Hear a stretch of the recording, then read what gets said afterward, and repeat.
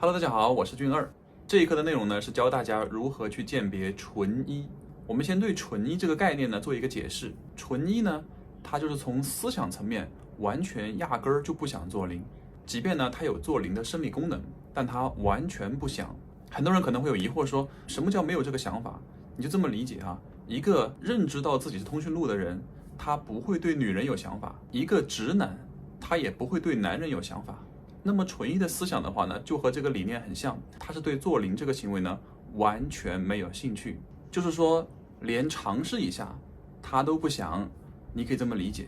好，那么为了方便大家有听下去的欲望，我们先讲一下找纯一的好处是什么。首先我们先知道纯一呢，他是不想做零的，甚至于呢在纯一的这个思维里面，他会认为做零呢是一种付出行为，他会认为做零是吃亏的一方，他会认为做一是占便宜的一方。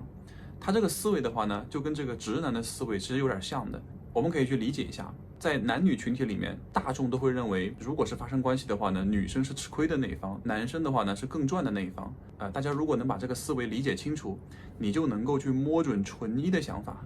所以说，纯一的好处是什么呢？你做零是你本来的属性，但是呢，你本来的属性呢，对于他而言就是一种付出行为，或者我这么讲，只要你的身体对这个纯一是有吸引力的，那么你为他做零，对他而言就是一种付出。所以说，他可能会来为你置办生日，他会给你赠送礼物，你呢，并不需要回馈其他的物质条件，你只需要为他做零就可以了。那么你们的付出的话呢，就完全相对了。那么如果这个角色他本身不是纯一，他很有可能思维层面他就会认为一零呢是对等关系，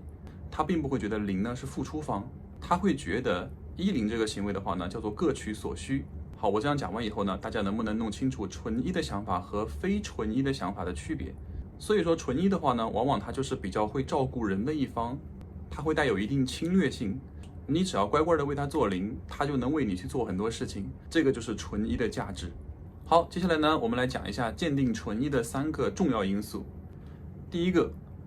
纯一的话呢，会有一个很有代表性的特征，就是他不喜欢用嘴巴，就是他不会用嘴去帮你。即便是呢，他可能会因为某些原因而妥协去做这个事情，但他发自内心的会不愿意。这个地方大家一定要去理解一下哈，愿意的就不是纯一，不愿意的才是纯一。他可以被迫接受，比如说我举个例子，哪怕是直男，你只要是花了这个钱，你就能够让他去做这个事情。但是呢，他虽然会做这个行为，但是他会发自内心的不喜欢，他很抗拒，他只不过是为钱妥协。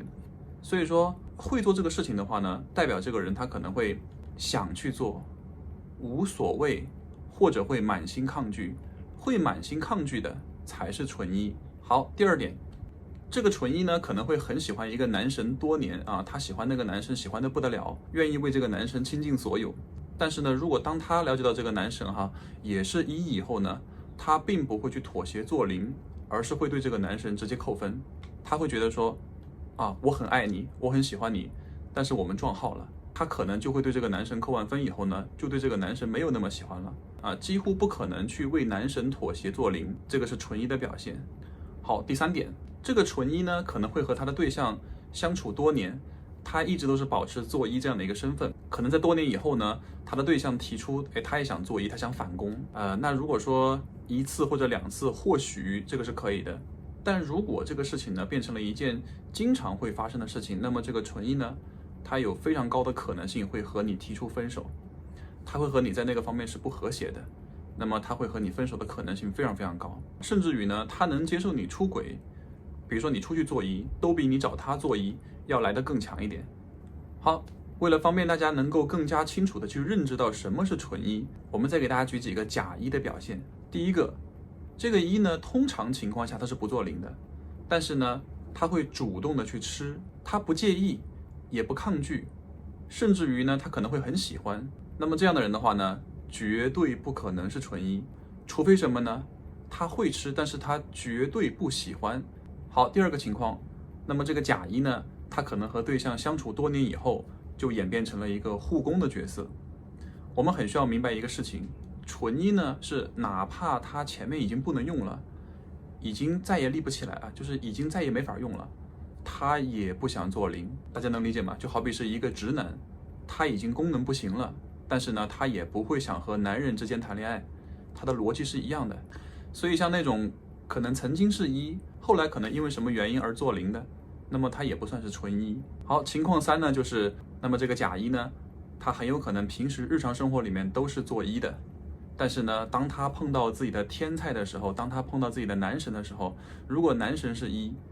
他就可以做零。所以这样的人的话呢，他是一个非常典型的非纯一。纯一会怎么样呢？他会因为跟这个男神撞号而对男神扣分，他会觉得很遗憾。我虽然很爱你，但是我们撞号了，我们不能在一起。这个叫纯一。好，到这里呢，我们再总结一遍纯一的好处。第一个，这样的角色呢，他基本上是不会发生所谓的你老公出去做零了这样的事情。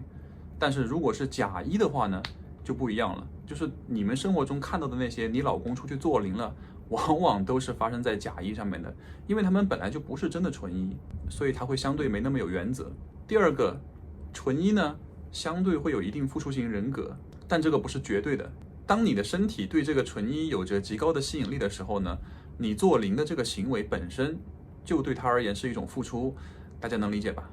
好，那么以上内容的话呢，就是我们这一期视频的全部的理论知识。大家听完我的总结以后呢，能不能够通过这些信息去有效的判断出来一个男人他到底是纯一还是假一呢？然后呢，为了巩固大家的学习，接下来呢，我们来做一套真题演练。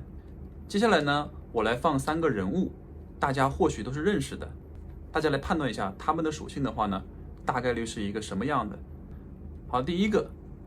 就是我们非常熟悉的甄其航航叔。那么甄其航的话呢，是属于我这一辈人啊，像我年轻的时候呢是特别爱看的，我是很喜欢他的。大家可以通过这个人物呢来演练一遍，你能不能判断出来他的属性呢？大家可以把你猜的属性啊，它到底是真一还是假一呢？把它打在我们的弹幕上面。好，我们来公布答案。我们如果去看甄其航的视频的话呢，你会发现在他绝大多数的视频当中，他都会有用嘴巴去帮助对方的这么一个行为。所以甄其航他的对象如果提出要做一，他很有可能会妥协，他很有可能能接受做零。所以说航叔的话呢，他本身并不是一个绝对的纯一，他的角色定位的话呢，更像是0.9这么一个方向。所以你会发现呢，他的影视作品里面，他没有做零的视频，他只有做一的视频。但是基于他会用嘴巴帮助对方，那么他对这个事情的话呢，本身的抗拒感可能不会那么强。所以航叔的这个角色属性的话呢，大概率就是0.9这个位置。好，我们再来下一个。下一个呢，我想很多人可能也认识，他就是前段时间的一个特别火的人啊，叫安德烈。那么大家觉得安德烈是一个什么样的属性呢？我稍微给大家一点时间，大家可以把他的属性呢打在弹幕里面。好，我们来公布答案。安德烈呢，虽然说在影视作品里面的绝大多数时候他都是做一的，但是呢，我们可以发现他在面对一些他喜欢的类型的时候，他是可以接受做零的。所以说他的话呢，按理说确实会更偏一一点，但他肯定不会是纯一。所以说安德烈的属性的话呢，更像是0.8这个位置，就是它的纯一度的话呢，比航叔还要再稍微的低一点点。好，然后呢，我们再来看下一个。下一个呢是有一定知名度，不过好像没有安德烈那么火。他的名字呢叫子宇哥哥。那么子宇哥哥的身材非常好，是一个黑皮肌肉男。如果说你没有看过他的作品的话呢，你们可以判断一下，你觉得子宇哥哥呢大概率是一个什么样的属性呢？大家还是可以把它的属性呢打在弹幕上面。好，我们来公布答案。虽然说我个人呢并不是非常的了解子宇哥哥，因为我只是看过他的作品而已，但是呢我们可以大概率的判断，或者说他有非常高的可能性就是一个真正的纯一。他或许呢可能会有为了节目效果的关系，或者说他可能会为了影视作品的质量表现出来两个人之间可能说很恩爱很有情调，他可能确实会有用嘴巴去帮助对方的这个行为。但是呢你能够看得出来这个人是极不情愿的，他是一点儿都不想去做这个事情的，他完全就是为了赚钱，为了这个节目效果才去这样做的。如果可以的话呢，他一定是不想吃的。所以说子宇哥哥呢，他是纯一的可能性就非常非常高。我们假设这样的一个男人啊，他如果说没有去从事这样的一个行业，你的现实生活中如果是一个刚好讨他喜欢的类型，他对你这个人很喜欢，那么只要你愿意为他做零，就能够去解锁他为你付出的这样的一个人格，很有可能会，当然这个是不绝对的，因为对方的话呢，也可能是渣男，因为我们说过嘛，这是一个概率性问题，只不过呢，这个纯一呢，出现这种付出型人格的可能性会更高，因为呢，他会觉得你做零就是吃亏的，所以他会为你多付出一点点，大家能把这个逻辑理清楚吗？好，所以以上3位角色的话呢，前2位就有很高的可能性会发生所谓的你老公出去做零了这样的事情，而子宇哥哥的话呢，如果说你是和这样的人谈恋爱，他大概率是不会出现这个问题的，但是本身不会耽搁他可能会出去做一出轨，能理解吧？